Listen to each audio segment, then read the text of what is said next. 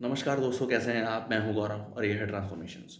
Recently एक case हम सब लोगों के सामने आया कि किस तरीके से सोहम पारेख नाम के एक इंसान ने जो कि एक तरीके से एक यूथ हैं और आईटी बेस्ड काफ़ी सारी स्टार्टअप कंपनीज में, और उनका मेजरली फोकस था वाईसी फंडेड कंपनी, जो कि वाईसी एक वाई कॉम्बिनेटर नाम की एक तरीके से एक्सलेटर या इंक्यूबेशन बेस्ड प्रोग्राम है। ये यूएस बेस्ड हैं और जो कि नई स्टार्टअप्स होती हैं ऑल ओवर वर्ल्ड में, जो भी आइडिएशन स्टेज पे होती हैं उन सबको फंड करते हैं इनिशियली अराउंड एक बेसिक अमाउंट, जब प्री सीड स्टेज पे या सीड स्टेज पे। और उस तरह की कंपनीज में ये मतलब अपने आप को अब एक तरीके से जॉब के लिए ये अपने रिज्यूम या अपने डॉक्यूमेंट्स देते थे और उसके बाद डिफरेंट डिफरेंट कंपनीज को ज्वाइन कर रहे थे। और प्रेजेंटली भी इन्होंने लगभग 5 कंपनीज को ज्वाइन कर रखा था। एक बहस भी चल पड़ी है कि ये फ्रॉड है या सुपर टैलेंट है।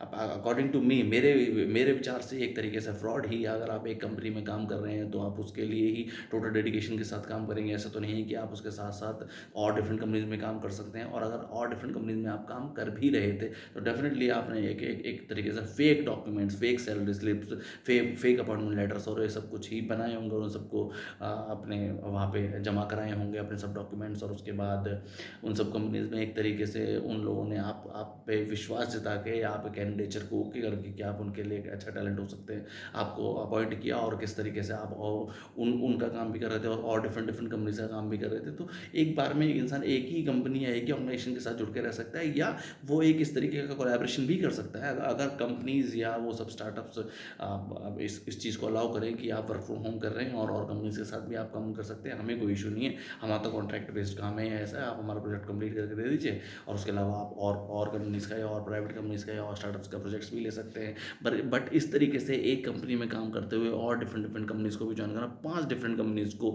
फेक डॉक्यूमेंट्स बनाना, 400 BC करना, एक तरीके से फ्रॉड। और ये टोटल एज पर दी जो क्योंकि इंडिया के जो जुडिक्शन में तो है नहीं है, बाहर यूएस बेस्ड या और डिफरेंट वाईसी बेस्ड कंपनीज हैं।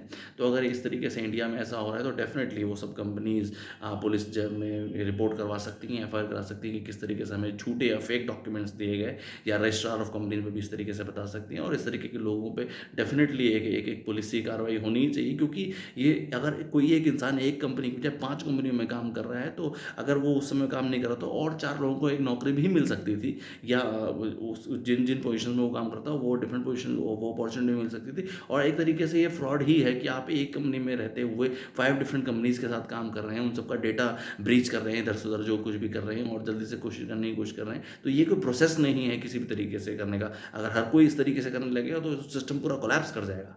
सोचिए इस बारे में। जय हिंद, जय भारत।